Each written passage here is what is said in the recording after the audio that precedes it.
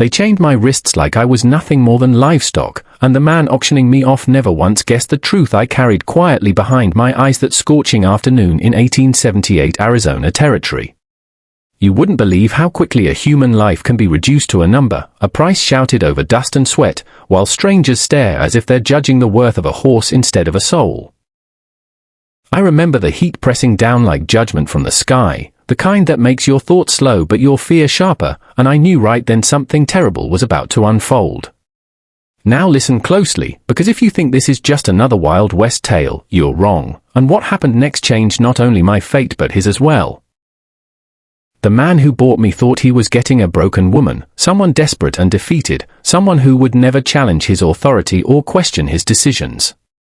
But what he didn't know, what none of them knew, was that I had walked into that town by choice, not by chance, and every step had been part of a plan far bigger than any of them imagined.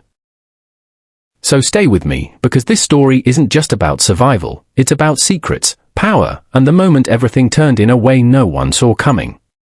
And I promise you, by the time you reach the end, you'll understand why that auction was never what it seemed at all. They dragged me up onto that wooden platform as men gathered, their boots scraping against dry earth, their eyes scanning me like I was something to be owned rather than understood. I kept my head low, not because I was weak, but because sometimes the strongest move is letting people believe exactly what they want to see in front of them. You see, in places like that, appearances were everything, and I had learned long ago that survival often meant becoming invisible until the right moment arrived. The auctioneer spoke loudly, his voice cutting through the murmurs, listing qualities about me like I was some kind of investment, and each word felt like a lie wrapped in truth. I could hear the whispers, the quiet judgments, the men deciding whether I was worth the trouble or the coin they carried in worn leather pouches. But among them, one voice stayed silent longer than the others, and that silence would soon change everything in ways I never expected. When the bidding began, it was hesitant at first, small increments, cautious interest, as though they were unsure if I was worth risking anything significant. And then suddenly, a deeper voice cut through the noise, steady and certain, offering more than the others were willing to risk at that moment. That was the first time I heard him, the cowboy who would unknowingly step into a story far more dangerous than he could possibly imagine. And even then, something in me recognized that this man was different, though I couldn't yet explain why. He stood slightly apart from the others, his hat casting a shadow over his face, but his posture spoke louder than any words ever could in that tense moment. There was no desperation in him, no greed in his gaze, just a quiet resolve that set him apart from the men crowding closer to the platform. When he placed his final bid, no one challenged him, and just like that, my fate seemed sealed in a matter of seconds that felt like hours. The auctioneer struck the wood with finality, declaring me sold, and just like that, I belonged to a man who had no idea what he had just stepped into. As I was led down toward him, I kept my expression neutral, careful not to reveal the storm of thoughts racing beneath the surface of my calm exterior. He didn't grab me roughly like the others might have, didn't treat me like a possession, and that alone made me study him more carefully. "Can you walk?" he asked quietly, his voice low enough that only I could hear, and that question alone told me more than anything else. I nodded once, choosing silence over unnecessary words, because I was still deciding whether he was a threat or something entirely different. And as we began walking away from that place, I realized something important, something that made my pulse quicken with cautious anticipation. This man might not be my enemy, but he also had no idea who he had just taken under his protection. The road out of town stretched long and quiet, dust rising with every step our horses took beneath the fading sun, and neither of us spoke for quite some time. He rode slightly ahead, but not in a way that felt controlling, more like he was giving me space to breathe, to exist without feeling watched or judged. That kind of distance was rare in men like him, and it made me wonder what kind of past had shaped someone to act that way toward a stranger like me. Eventually, he slowed his horse, glancing back as if weighing whether to speak, and I could tell he wasn't used to this kind of situation either. "You got a name?" he asked finally, his tone careful, as though he didn't want to push too hard or scare me into silence. I hesitated, because names carry power, and I wasn't ready to give mine away just yet, not without understanding his intentions more clearly. "Call me Anna," I said instead, choosing a name that wasn't mine but had served me well before in moments just like this. He nodded, accepting it without question, and that told me something important. He wasn't the type to pry where he wasn't invited. That kind of restraint could either make him trustworthy or dangerously naive, and I hadn't yet decided which one he was. But one thing was certain: the longer I stayed with him, the closer he would come to uncovering the truth I was hiding. His ranch sat beyond a ridge where the land opened wide, dotted with dry grass and stubborn trees that had survived more storms than most people ever could. It wasn't the largest place I had seen, but it was well kept, and that told me everything I needed to know about the man who lived there alone. He dismounted first, tying his horse before turning to help me down, though he hesitated just long enough to make sure I was comfortable with it. I accepted, because sometimes trust has to start somewhere, even if it's built on uncertainty and quiet observation rather than blind faith. Inside the small house, everything was simple, clean, and organized in a way that suggested routine rather than chaos or neglect. "You can stay here," he said, gesturing to a chair and a small table, his voice steady but still cautious, like he wasn't entirely sure how to handle me. That made two of us, because I was still deciding whether this place would become a temporary refuge or the stage for something far more dangerous. As night fell, the silence between us grew heavier, not uncomfortable, but filled with unspoken questions neither of us seemed ready to ask. I watched him as he moved around the room, noticing the way he avoided sudden movements, as if trying not to startle me unnecessarily. And in that quiet moment, I realized something unexpected: this man might be kinder than I had prepared for. But kindness doesn't erase secrets, and mine were far too important to risk revealing too soon, no matter how safe this place began to feel. You see, I hadn't been captured by accident, and I hadn't been sold because I was powerless. The truth was far more complicated than that. I had been tracking someone, a man whose name carried fear across territories, a man who thought himself untouchable in the chaos of the frontier. The auction had been my way in, a calculated risk to get close to people connected to him, people who might unknowingly lead me straight to my target. And now, standing in that quiet ranch house, I realized something had changed in a way I hadn't planned for at all. The cowboy who bought me wasn't part of that world, at least not in the way I had expected, and that complicated everything moving forward. Because the closer I got to my goal, the more I risked dragging him into something dangerous, something he didn't deserve to be part of. Yet walking away wasn't an option, not after everything that had already been set into motion long before that auction day. So I made a decision right then, one that would shape everything that followed in ways neither of us could predict. I would stay, but I would also watch, wait, and decide when the truth needed to come to light. Days passed, and slowly, a routine formed between us: quiet mornings, long hours, and conversations that revealed just enough without giving too much away. He never treated me like I owed him anything, never demanded more than I was willing to give, and that made him harder to distrust with each passing day. We worked side by side sometimes, fixing fences or tending to small tasks, and in those moments, I saw glimpses of the man beneath the silence. He had a past, that much was clear, something heavy enough to keep him guarded but not bitter, which was rare in a place like that. One evening, as the sky turned deep shades of orange and gold, he finally asked the question I had been expecting all along. "You running from something, Anna?" he said, his voice calm but direct, and I knew there was no avoiding it anymore.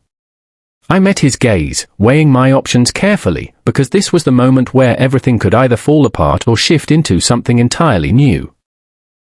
"Maybe," I replied, choosing honesty wrapped in mystery, enough to acknowledge his question without exposing the truth completely. He didn't push further, just nodded slowly, as if he understood more than I had actually said in that single word. And that restraint, that quiet understanding, made something inside me shift in a way I hadn't anticipated. The trouble came sooner than I expected, because stories like this never stay quiet for long, especially not in a land filled with whispers and wandering eyes. It started with riders on the horizon, silhouettes against the sun, moving with purpose that sent a warning straight through my instincts. I knew who they were before they even reached the gate, and my heart pounded not with fear, but with recognition and readiness. The man I had been tracking had finally made his move, and somehow, he had found me sooner than I had planned for. The cowboy noticed my tension immediately, his hand instinctively moving closer to his side, where his weapon rested without hesitation. "Friends of yours?" he asked, though something in his tone suggested he already knew the answer wouldn't be simple or reassuring. I took a slow breath, knowing this was the moment everything would change, whether I was ready or not. "No," I said quietly, my voice steady despite the storm building just beyond the edge of the ranch. "They're the reason I came here in the first place," I added, and this time, I didn't hide the truth behind anything. He looked at me then, really looked, and I could see the realization beginning to take shape in his eyes. What followed wasn't chaos, not immediately, but something far more intense, a quiet before the storm that made every second feel heavier than the last. I told him enough, not everything, but enough for him to understand the danger heading straight for his home because of me. To his credit, he didn't tell me to leave, didn't turn me away or blame me for what was coming, and that told me more than any words ever could. Instead, he prepared, checking his rifle, scanning the land, stepping into the kind of role that only men shaped by hardship truly understand. "You could still run," he said at one point, giving me an out I hadn't expected but knew I wouldn't take under any circumstance. "I don't run," I replied, meeting his gaze with a certainty that left no room for doubt or hesitation. And in that moment, something unspoken passed between us, a mutual understanding that whatever happened next, we would face it together.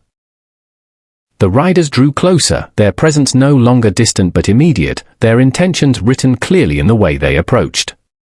I could feel the past catching up, every choice leading to this exact moment where everything would finally come to a head. And as the first shout broke the silence, I knew there was no turning back anymore. The confrontation was swift, tense, and filled with the kind of danger that leaves no room for mistakes or second guesses. Words were exchanged, threats made, and the truth I had hidden finally came into the open where it could no longer be ignored. I wasn't just a woman sold at an auction, I was someone trained, someone sent to stop a man who had escaped justice far too many times. The cowboy stood beside me, not behind, not ahead, but beside, and that told me everything about the kind of man he truly was. When the shooting started, it was chaos, but controlled, each move calculated, each decision made with survival in mind. Dust filled the air, echoes rang out, and in the middle of it all, I realized something I hadn't expected to feel. I wasn't alone, not anymore, not in the way I had been for so long before this moment changed everything. Together, we pushed back, holding our ground until the threat began to break, retreating into the distance they had come from. And just like that, it was over, not without scars, but with a victory neither of us had planned for when we first crossed paths. The silence that followed was heavier than before, but this time, it carried something different within it. When it was done, he turned to me, his expression unreadable for a moment that seemed to stretch longer than it should have. "So who are you really?" he asked, and this time, there was no avoiding the truth that had been waiting between us all along. I took a breath, knowing that whatever I said next would change everything, and maybe that was exactly what needed to happen. "My name isn't Anna," I said, my voice steady despite everything we had just faced together. "And I wasn't sold because I was powerless," I continued, letting the truth finally take its place where lies had once been. I told him enough, not every detail, but enough for him to understand the path that had led me to that auction, to him, to this moment. He listened without interrupting, without judgment, and when I finished, he simply nodded, as if it all made sense in a way I hadn't expected. "You planning on leaving?" he asked after a moment, his voice quieter now, almost thoughtful in a way that surprised me. I hesitated, because for the first time, I wasn't entirely sure what the answer to that question should be anymore. And that uncertainty was something new, something I hadn't felt in a very long time. Because somewhere along the way, between the silence and the danger, something had changed inside me in ways I hadn't planned for. This place, this man, this unexpected turn of events had given me something I hadn't realized I was missing until now. A choice, not one driven by duty or survival, but something deeper, something that felt almost like belonging. "I don't know," I admitted honestly, and that truth felt heavier than any lie I had told before that moment. He nodded again, accepting that answer just like he had accepted everything else, without pressure, without expectation. Well, he said after a pause, you got time to figure it out, and that simple statement meant more than anything else he could have said. Because time was something I had never really allowed myself before, not in a life built on missions and constant movement. And standing there, in the quiet aftermath of everything that had happened, I realized something important about my future. Maybe it didn't have to be the same as my past, maybe there was room for something different now. And maybe, just maybe, that difference had started the moment he chose to bid when no one else would. So if you've made it this far, you already know this wasn't just a story about being sold or saved, it was about choices, truth, and unexpected connections. It was about the moment everything changed, not because of fate alone, but because two people chose to stand when running would have been easier. And sometimes, the people we think will own our story end up becoming part of something much bigger than they ever imagined possible. Now I want to hear from you. What would you have done in my place? Would you have trusted him, or walked away before things got complicated? Drop your thoughts in the comments, because your perspective might just change how someone else sees this story. And if you enjoyed this journey through the Wild West, make sure you subscribe so you don't miss the next story waiting just beyond the horizon. Hit that like button if this story pulled you in, and share it with someone who loves a good twist they never saw coming. Because out here, every story has a secret, and sometimes, the truth is far more powerful than the lie that came before it.